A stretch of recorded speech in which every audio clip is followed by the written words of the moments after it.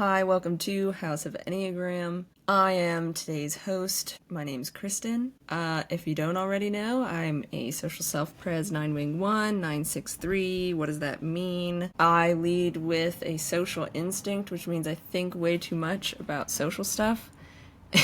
And I am a core 9, which is majority of people.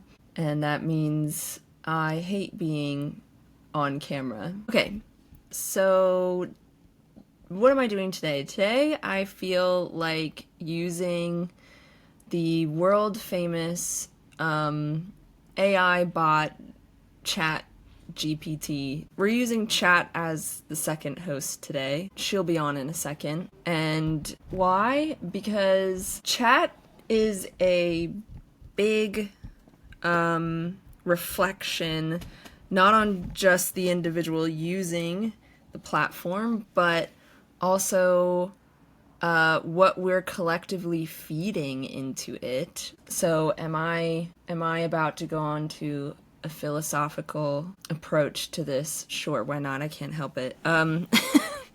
So chat is a big old entity of things that humanity has already created and said. And what's interesting about it, regardless of whatever evil projections people want to put on it, just plain and simply, it just kind of is a conglomeration of our own refinements in language, I guess, as people, as humanity thus far. So I think it's a good way to see what people have kind of a collective understanding. So it's obviously that doesn't always reflect an individual's understanding for sure, but the collective understanding is an interesting thing to witness, I guess. So Chat's going to be our other host, and she's going to tell us what she thinks about the Enneagram, which means, she's our biggest Bermuda. Chat is for sure our biggest Bermuda. And so if majority of the population are Bermudas, then we have a Bermuda-flavored understanding of Enneagram, which is pretty accurate, I would say. And I think when we get these really, really, really subtle impressions of the differences of Enneagram type, we therefore refine our language around personality. And I think that's interesting. I kind of think, I have a hunch that unconsciously that's kind of where we're going through the collective. Like if we think of like the collective as an entity and where is that going? I would assume that the refinement of personality is a pretty big thing happening all around. And so I think for the Enneagram to be as refined as this roof has made it, this house of Enneagram has made it, I think that's important then to also know about our own interior understanding of self, because these flavors, the more refined we understand them, reflect the understandings of those parts within us, if that makes sense. So I know that Chat is not as refined. Chat's still growing. She's still hungry, and so she needs more food. And whether our content is being fed to her, I don't know. I don't know how any of that works, and I'm too lazy to look it up. So today we're just gonna work with what she's got. We're gonna work with what Chat has for us as the almighty collective Bermuda, and kind of just refine it. We're gonna refine it for the sake of the people who are watching this video, as just a fun, different way. I feel like our videos are always going to just give different ways to connect with and see the Enneagram as a living, breathing thing. One thing is that Chat, what she lacks is a physical body, which is why her refinement is completely reliant on our collective language around it. She's only going by language. Does she have a celestial body? Perhaps. Are we going to get into that today? No. But I do think that her language body, her information body, is the thing that we're engaging with, and what that lacks is an actual body sensory impression of the types themselves, which is majority of what we as individuals, as human being individuals, do need to rely on. We do need to have a body impression, whether that be physically, so like instinctually, like I am instinctually repulsed by this type, or I'm like body level annoyed, or love. Maybe I love this type. Maybe I hate it. But okay, so like that level, we're working on that level of body impression of type. And imaginally there is an impression.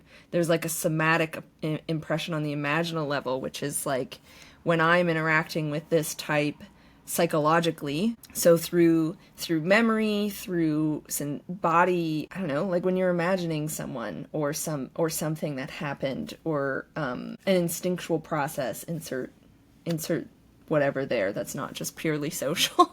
You do have a body reaction. You have your nervous system is still interacting with things imaginally, and so there is a way that type also lives in the imaginary impression of something, which is also something that Chat does not have to build her body of knowledge.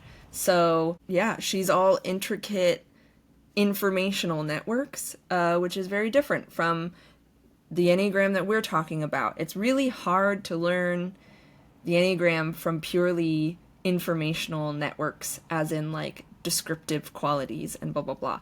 Like I said, you can refine them to really try and articulate and envision a type or instinct or whatever trifix properly, but that is also heavily reliant on the person who is writing it and their impression of what that type is doing and where that type lives in them. And so I think where Enneagram does become an individual process is collecting and storing and processing what a type is, how it lives and breathes, and on a personal level. And it should always be refining, I think. It's never ending. The imaginal properties of type and instinct never ends, because where you're at one point of understanding is going to forever be different when you're at a different point. So that's the other thing that I want to say about what I'm doing today. I have not done this before. I know, Chat can be your own little personal builder of your knowledge. Like, you can guide Chat where you want it to go with the information that you have, and you feed it into whatever. So I'm starting with Chat on a blank slate. I have not asked this question before. This is complete spur of the moment. I didn't plan this at all, other than the idea. And so I kind of just want to see where it goes, what it knows already, and then just make commentary on that. I'm pretending to be a person that's like only just heard of the Enneagram from like an online thing, and I'm like, oh, what's that?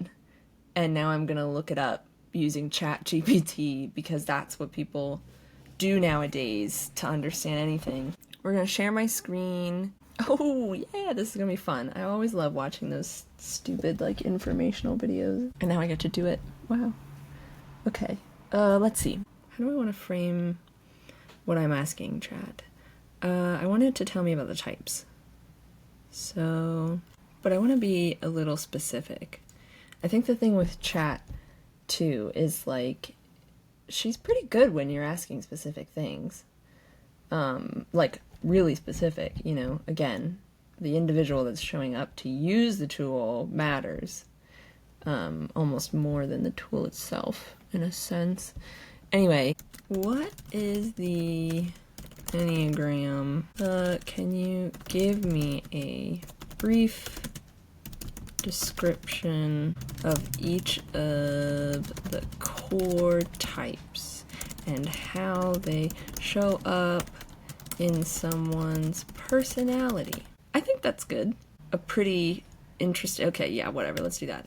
Okay, so the Enneagram is a personality typing system that describes 9 core personality types, each with its own patterns of thinking, feeling, and behaving. Personal development, relationship insights, understanding motivations and fears that drive behavior. Core motivation, what they seek, and a core fear, what they avoid. That's interesting. People may see themselves in multiple types, but one is typically dominant. That's true. People do typically see themselves in multiple types. Okay, so let's see. Type 1, the reformer / perfectionist. Oh, they're using the names. That's nice. I forgot the names even existed. Core motivation, to be good, right, and have integrity. Okay. Core fear, being corrupt, bad, or defective. Okay. Personality traits, principled, responsible, self-controlled, perfectionistic. How they show up, high standards. Okay, what it's telling me here. So I did ask it what is the Enneagram? Can you give me a brief description and show up in someone's personality? So I am asking it to be relating to the personality. But the Enneagram, I think like what a lot of people forget in the personality community and like people who are just working with the Enneagram, like it is an ancient symbol. Okay, so the symbol itself, we all know what the symbol looks like. The symbol itself is like really, really old, and then everybody else came in and was just like, I think it's this and I think it's that, which is like, you know, normal. So, okay, in this first, like, the Enneagram is a personality typing system. When I asked, what is the Enneagram?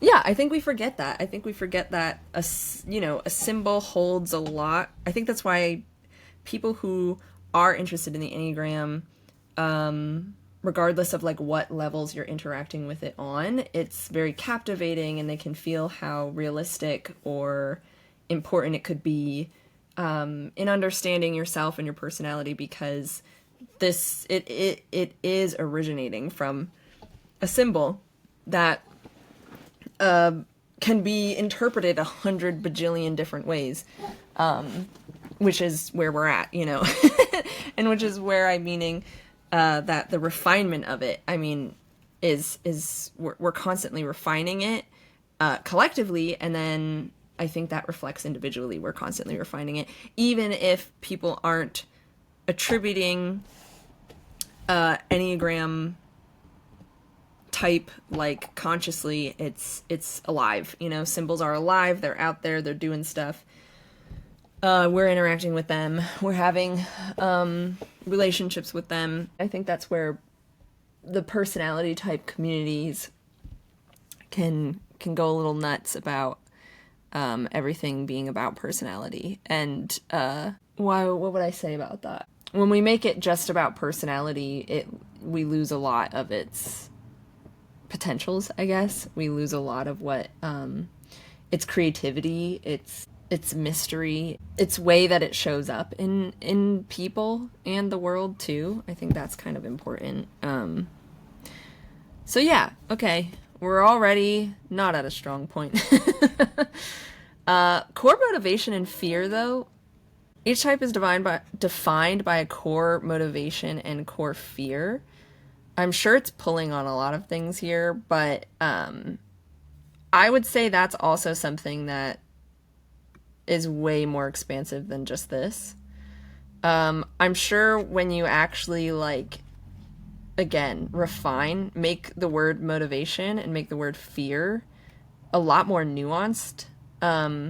This is I would say this feels pretty accurate. Like, a motivation is not just like my goals and, you know, with what they seek, like, okay, how would I refine that? What they seek, you know, is a broad term, but like applying that to literally every day, like when the moment you wake up until the moment you fall asleep, what you seek in relationship, what your philosophy of life even is, and how you're orienting to it. This is why it's like so different depending on an individual. And even when we get to like specific types, you could have the same exact types. Okay, for example, self-pres social Bermudas or social self-pres Bermudas, there's a lot of them. They're everywhere. But what makes them fundamentally different, other than like we're human beings and like of course you're gonna be fucking different from another human being, but how they're even interpreting life is completely different. Like what their philosophy of life is just is totally different from the next person that they're standing next to. And that's why the whole like what they seek thing, what the environment that you're even seeking anything in is important to know. So therefore what they avoid, their core fear, like again, if I guess I could give examples, like if say a self-prosocial 9-wing-1 Bermuda fundamentally believes and their inner unconscious philosophy of life is that the whole world is miserable and terrible and awful and just going to like treat them horribly. This core motivation and what they seek is going to be very different. Oh, and what they fear, what they're avoiding is going to be very different from a self-pres social 9-wing-1 Bermuda that believes the world is good and inherently working with them rather than against them. And I think that's just, I don't know, I think that's just like, that runs deeper than what a personality type can show, because at the core of a personality type, it is a pattern. It's not the person's personhood, I guess I should say. Like your type is a pattern. It's not like your yourself, you know. And so the important part of refining what personality type is that then you can actually make sense of the pattern you're over identifying with, rather than giving yourself some breathing room and other people some breathing room, and knowing that you're not just a pattern, that there's more to you than your pattern. And I think again that's also why it's important in understanding that the Enneagram is not just a way to describe personality, but it's also a symbol. Okay, so getting into the types. Do I like these? Okay, okay, they're giving bullet points. I think that's what kind of sucks, you know? So maybe I'll ask it. Like, this is boring to me. I don't like going through bullet points. Would you like help identifying your type or exploring the wings and growth path? No. We're gonna ask it to refine itself. Can you give, 3 to 4 sentence descriptions of each type rather than bullet points? Here are more natural 3 to 4 descriptions of each Enneagram type, capturing their personality, motivations, and how they tend to show up in the world. That's fascinating. Here we go. Okay, type 1, the reformer. Type 1s are principled, responsible, and strive to live the right way. They are driven by a desire to improve themselves, others, in the world, and often have a strong internal critic that pushes them towards perfection. Their sense of right and wrong is deeply ingrained, which can make them inspiring moral leaders or rigid and overly critical under stress. At their best, they embody integrity and wisdom. So let's see, what do we think about type 1? I'm actually, I don't even like these. So let's, I'm gonna ask to refine it even more. Can you give these descriptions more flavor by considering that the respective centers of each type? I think that's important. when we're just going through the types, I guess there is a way that, I mean, each type is going to, like if we're just looking at the symbol and we're seeing a bunch of points that this shape makes around the circle, yeah, we wouldn't really have any thought of dissecting them into different parts. But there's something about dissecting them into different parts that really does help see it more in reality. So let's ask it to refine it even more by considering the respective centers of each type, if it knows what that means. Aha, 3 centers of intelligence, body, heart, and head.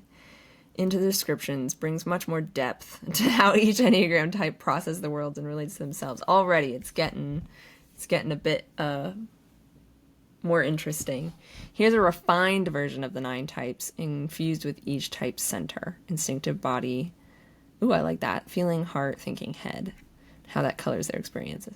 Okay, here we go. Type 1, the reformer, the body center. Rooted in the body center. One's experience life through instinct and strong gut sense of how things should be. This gives them a natural drive for order, justice, and integrity, but it also creates inner tension when reality doesn't match their ideals.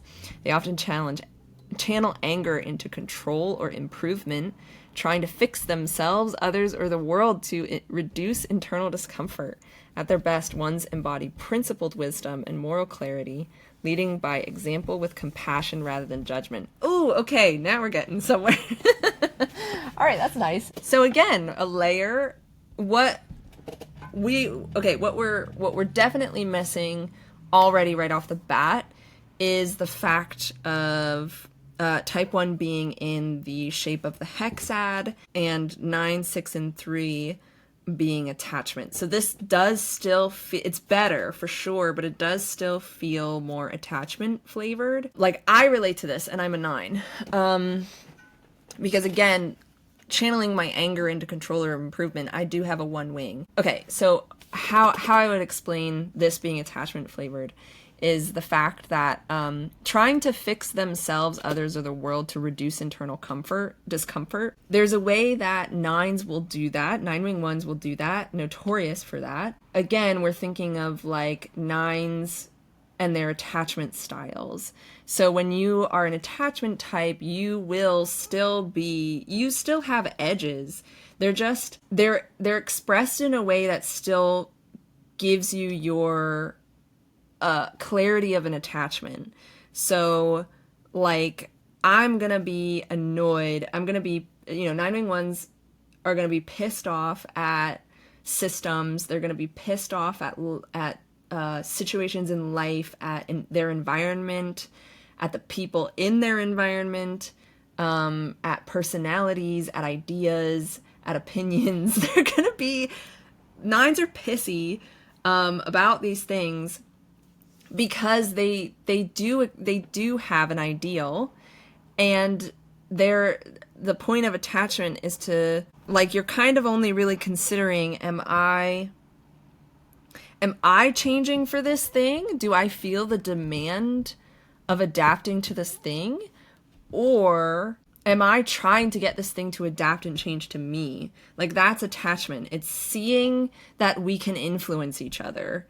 It's seeing that I can influence this thing, or this thing can influence me, and really trying to play that dance of getting it to match the ideal, or the, like, whatever image I have in my mind that is of, with the 9, it's of harmony.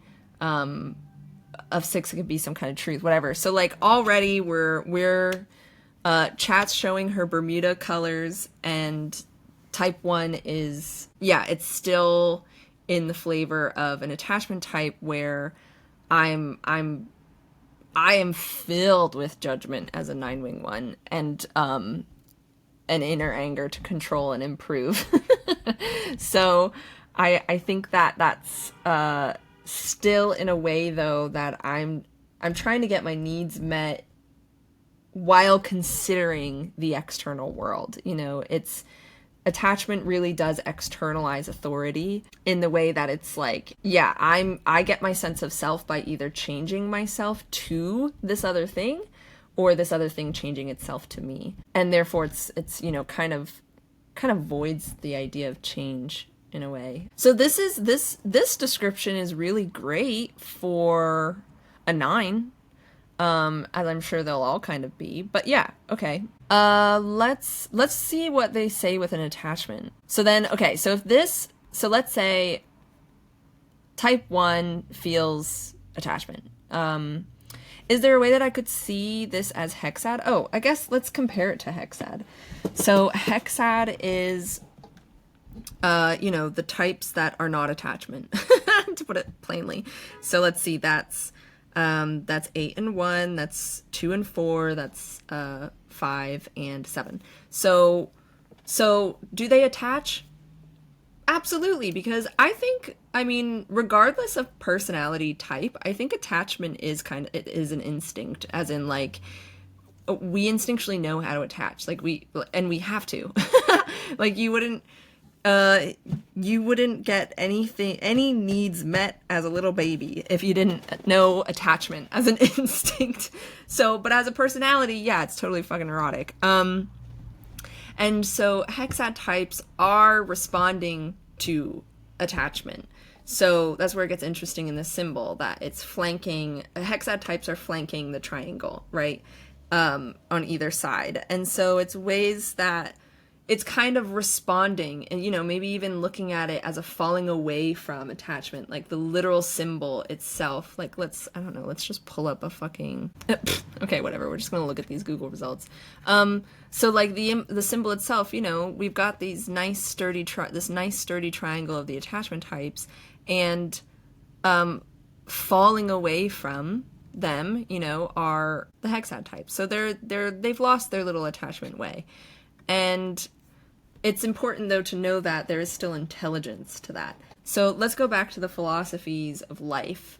Let's say attachment types, their philosophy of life is fundamentally that people change for each other. Or maybe not people change for each other, but people will give me my... people and things and ideas and environments are either directly, purposefully impacting me, and I am to them as well. And therefore things happen when that happens. Like change can happen, adaptation can happen, compromise can happen. And that is a never-ending process. And so therefore when attachment types, it's like, the caregiver will always be there for me. That's where it becomes neurotic. It's like an attachment type is a little baby who's like, I'm getting my needs met, and there are things that I do that influence that. Ooh, that's a good way to put it. Yeah, attachment types are kind of just in this like fundamental belief that my caregivers will give me what I need, and my performance is based on getting those needs met. And I would say performance not in like the image center necessarily way, but like literally imagine it on the nervous system level, like what I do, which is why this type 1 reformer description, how things should be, everyone has this to a degree. Everybody has ideals of how things should be, and that's what they're responding to. How they respond to it is what's important. And so there's a way that attachment types in that language, I believe the world should be fundamentally and unconsciously. My caregiver meets my needs, and whatever that means, my environment, my home, my food, my partner, whatever, my opinions, everyone else's opinions, blah, blah, blah. They meet my needs, and therefore I don't have to try very hard on that other than just keep dancing to get my needs met. And hexads, philosophies of life, are that I can't rely on these things to meet my needs. Like has a fundamental belief that people and things in life don't necessarily adapt. This isn't a matter of like what I do or don't do. It's more of just hexads like, this is how I am, this is how the world is. And I gotta navigate that. Okay, again, one's experience life through instinct, everybody does. A strong gut sense of how things should be. Again, everybody does to a degree. That's what they're responding to. This gives them a natural drive for order, justice, and integrity. So this is where I think, again, classic ones getting mistaken for, sixes. Order, justice, and integrity were already in the realm of like collective languaging. And we're already externalizing, which is an attachment thing to do. So an attachment thing, like a type 6 is different from a type 1 significantly because 6s externalize their ideas of what order, justice, and integrity is. Whereas a type 1, coming from the body, it's coming from their sense of these things. A natural drive, it's highly specific and subjective to the individual, the type 1 themselves. And so that's why it doesn't need to at all follow what order, justice, and integrity is. It could, maybe they have a 6 fix, and it absolutely could, but for the most part, these things are collective ideas, and they're externalizing. Like justice means that, fairness, it means that something is the balance of something gets put back into place. Whereas a hexad's not concerned as much with balance. They're concerned about their own survival and their own well-being and stuff like that.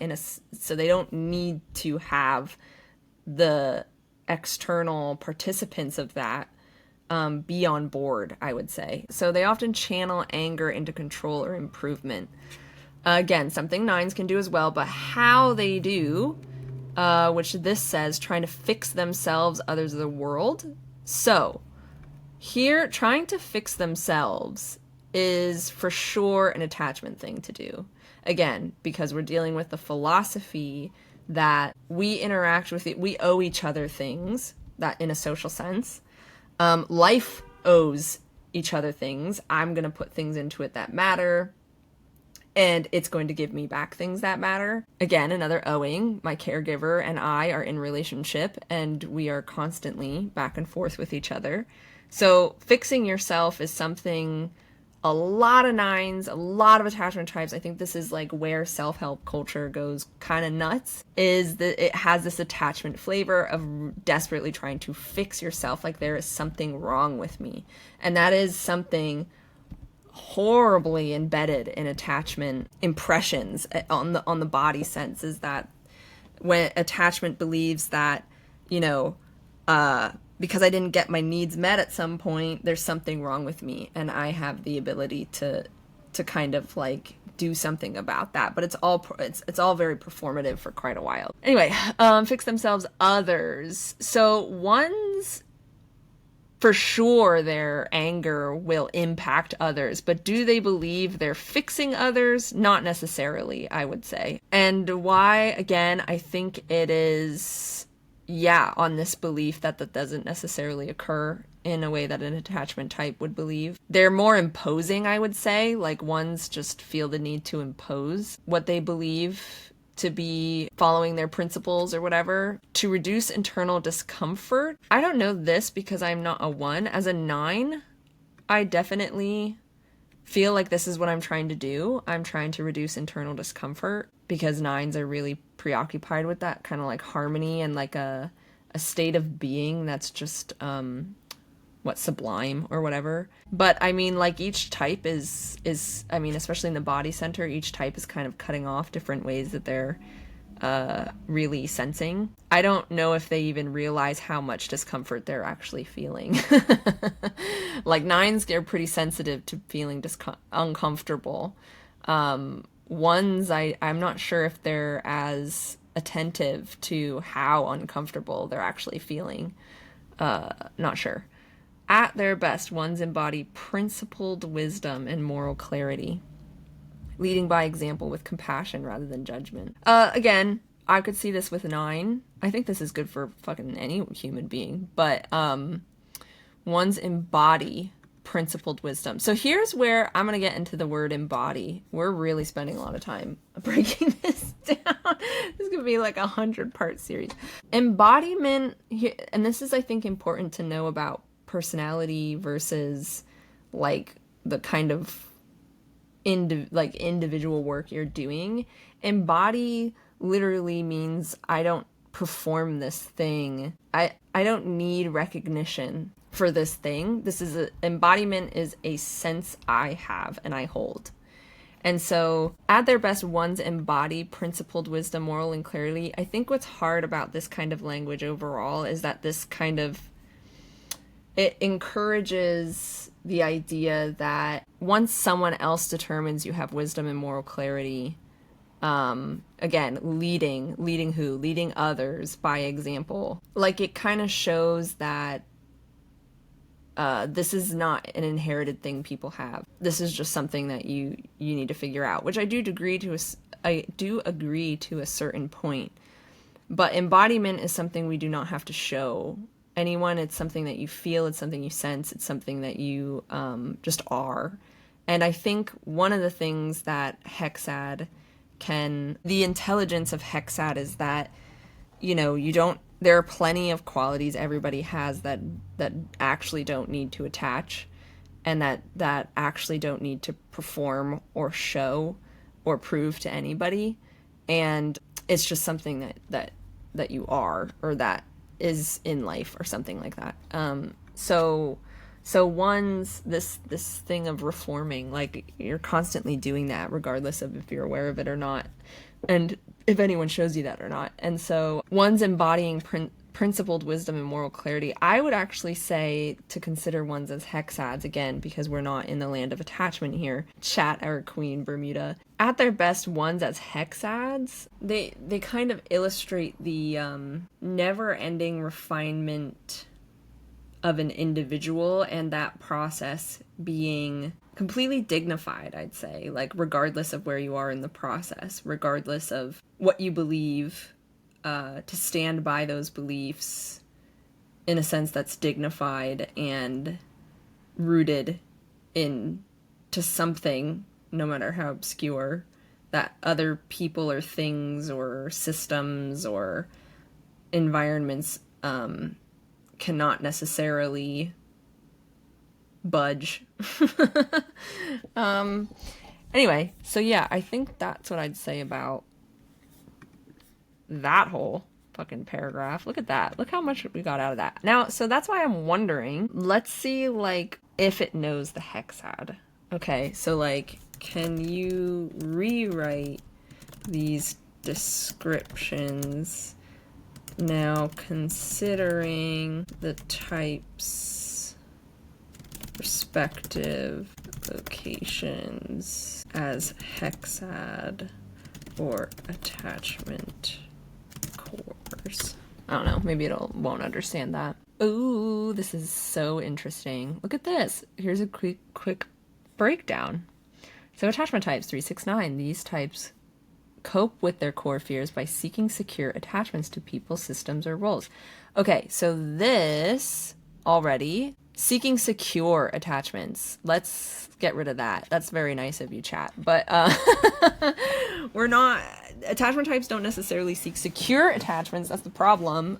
They just seek attachments with whatever style and history they're carrying. Okay, that's why it can feel uncomfortable and not like this whole nice, we love each other kind of thing.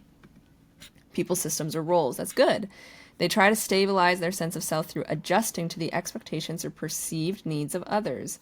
That's a little, I wouldn't necessarily say perceived needs of others, but maybe. This isn't too bad. Okay, we're getting somewhere. Hexad types, 1, 2, 4, 5, 7. These types tend to break with or push against their environment more directly. They either... Attachment types can do that, again, but why? They either rebel, withdraw, or reform. Okay. Relying more on internal convictions or strategies rather than adjusting to external systems. Okay, as an attachment type, I would push against that a little bit. I can totally relate to this. Attachment types are constantly pushing against their environment more directly because they believe that it owes them that.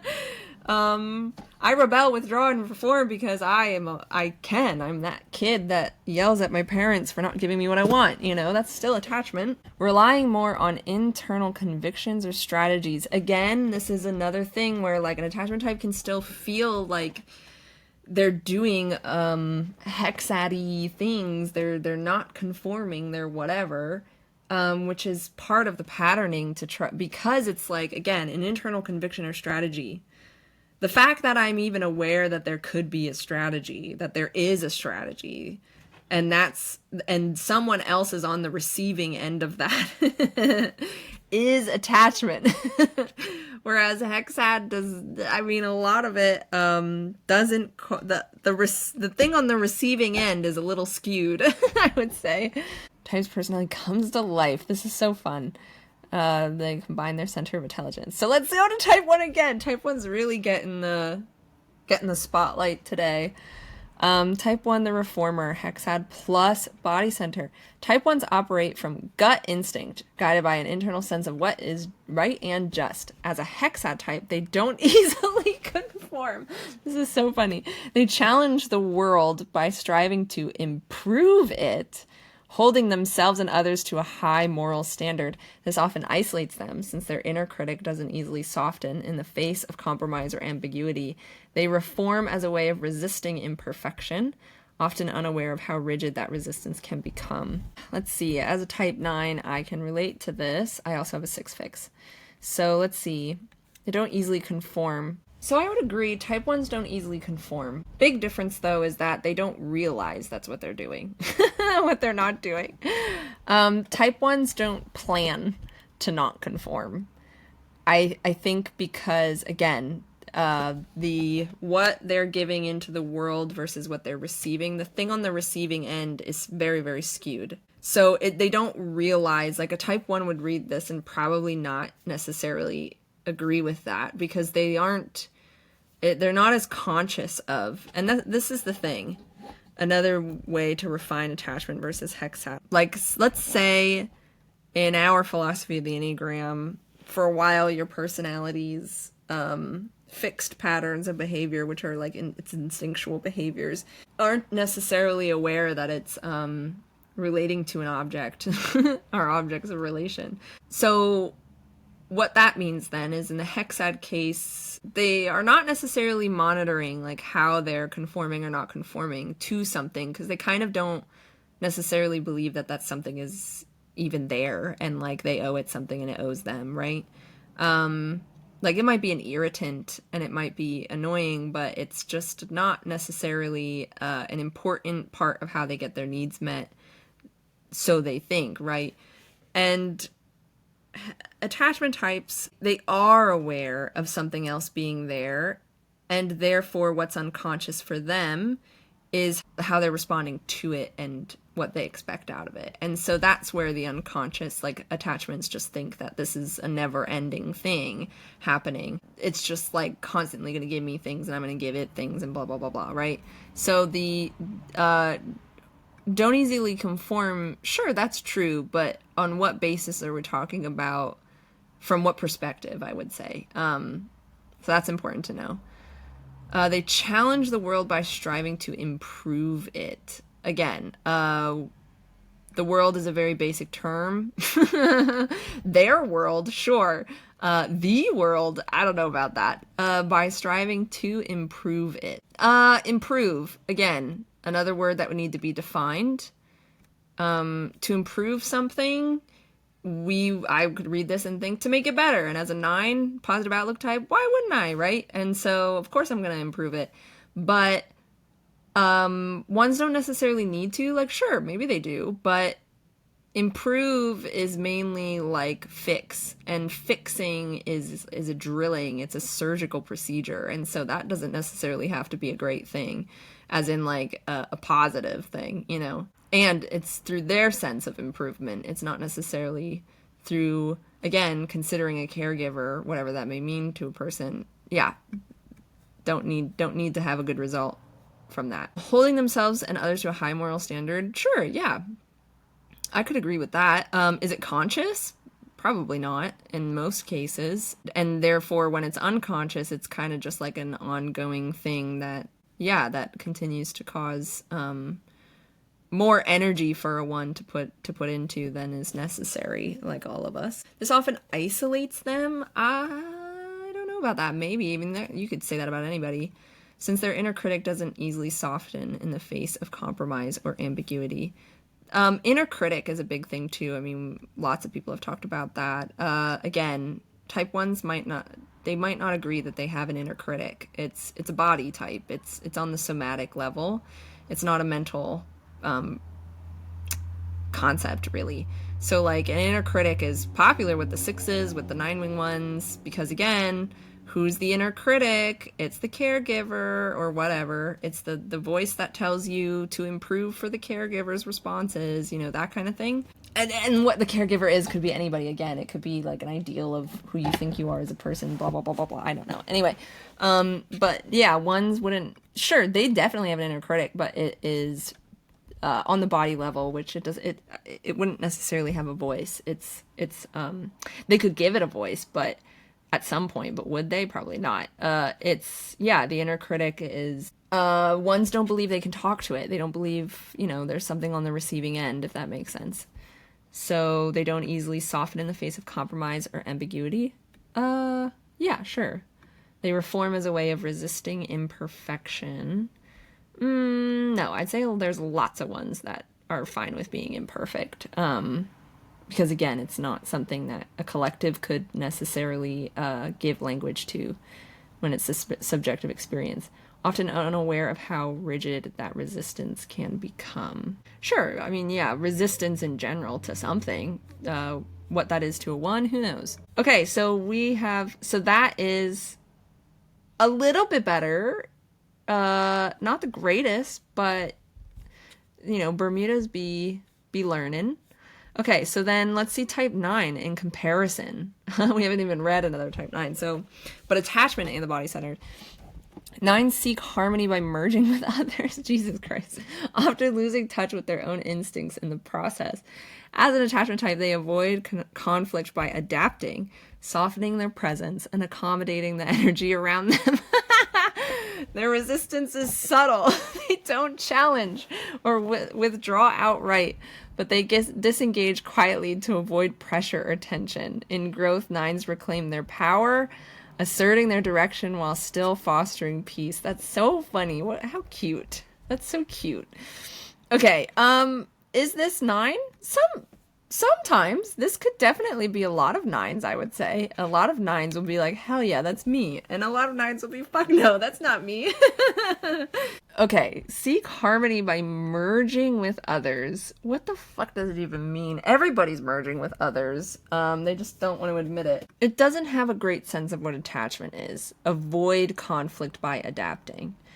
Adapting, again, one of the things I think when I'm asking it about attachment, what did it say?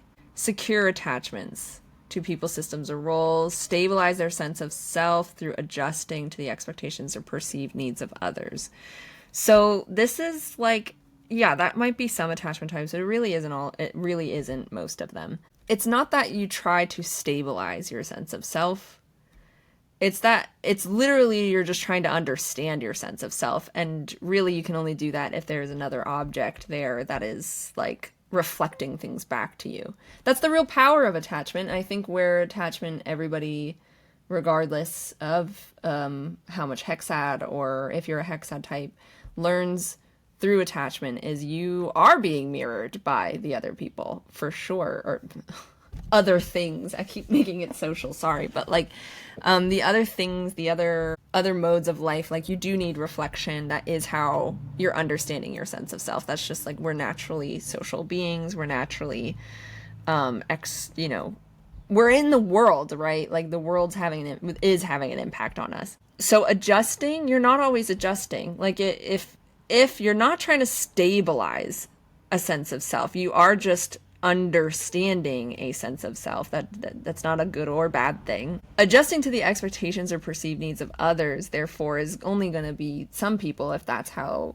they believe they're going to get their needs met, It's just a feeling that I owe, someone owes me my needs or whatever, going back to that. So their attachment already, her idea of attachment is kind of putting the person in a sort of like helpless role, which I think is why a lot of people fight back at attachment. It's saying like, you're fucking useless or helpless without changing for someone, and that's not necessarily what's happening. Attachment is just literally believing that there's another thing you're having a relationship with, whatever that may be, person, place, or thing. So am I merging, are nines merging with others? Unconsciously, we're all merging with others. Hate to break it to everybody, but that is what's happening. And therefore, we are all losing touch with our instincts in the process. Like, that's the problem. We're all on the same page with that one.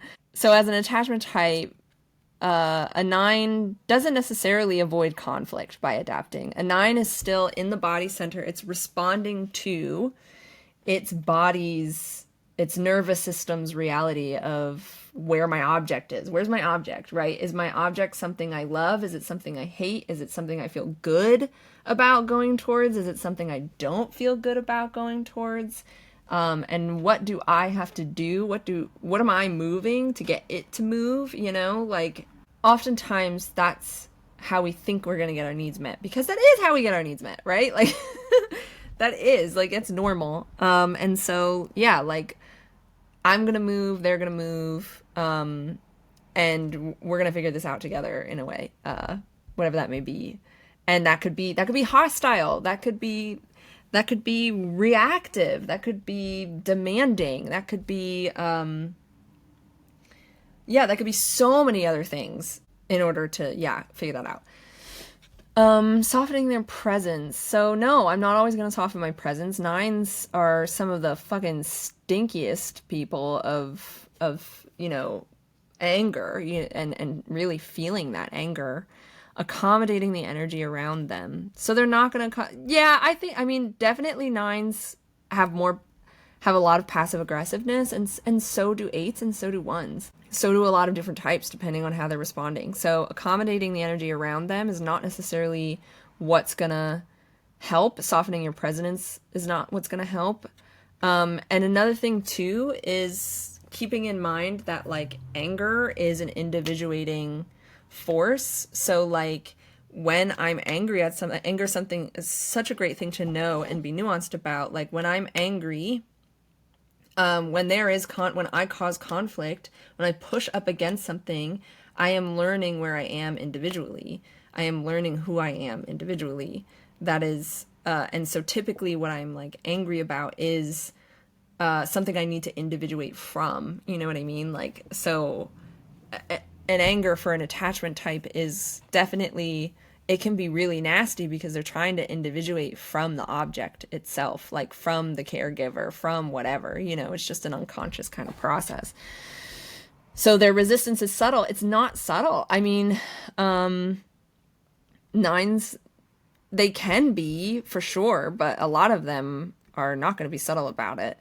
They don't challenge or withdraw outright.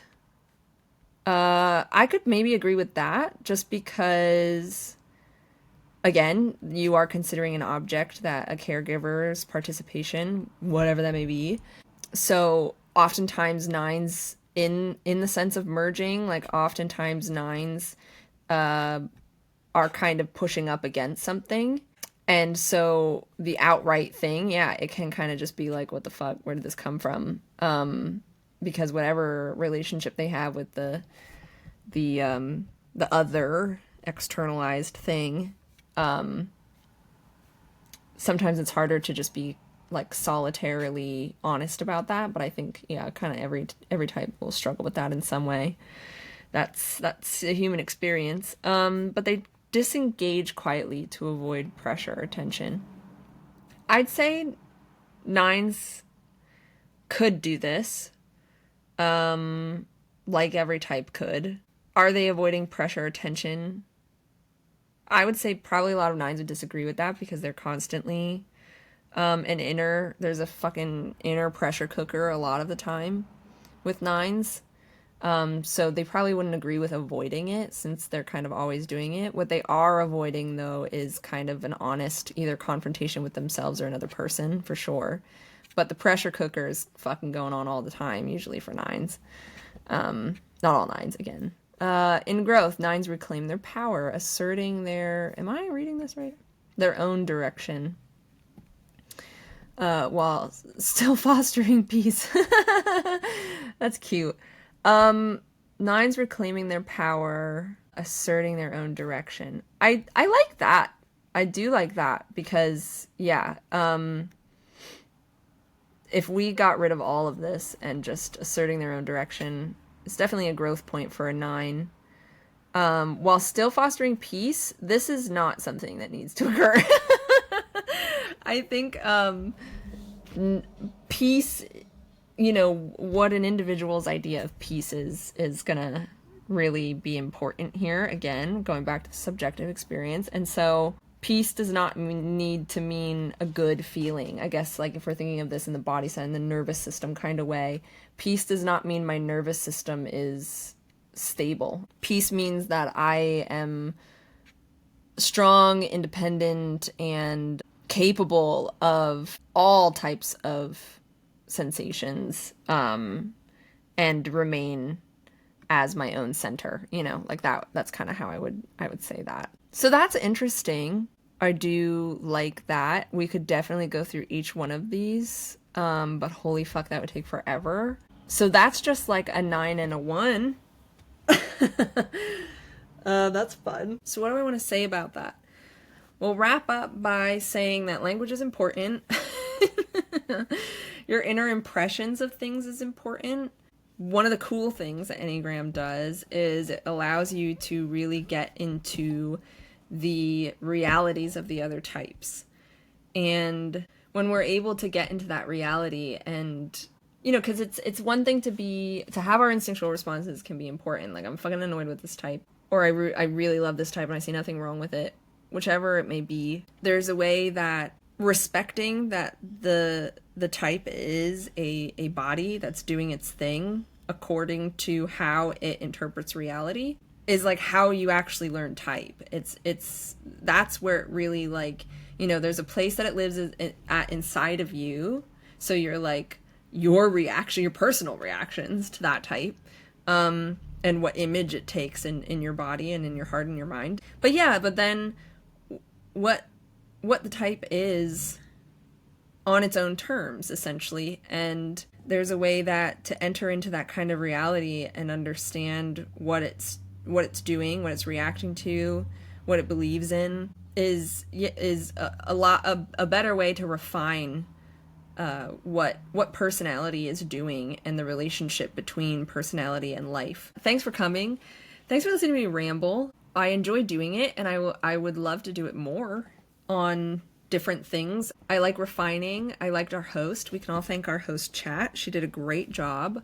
Don't forget to like and subscribe. It helps the language and the precision that we, as this YouTube channel, is contributing to the Enneagram. It helps it get to more spaces of people's hearts and minds and other corners of the internet. I guess subscribe to the Enneagrammer.com team to get more of an impression, a body sense impression, observing and watching people, and of specific types that are being accurately typed. I think that's it. Okay. Bye. Thanks for watching. Is that what I should say? Yeah, thanks for watching. We all appreciate it. Do we appreciate it? Yeah, that's good enough.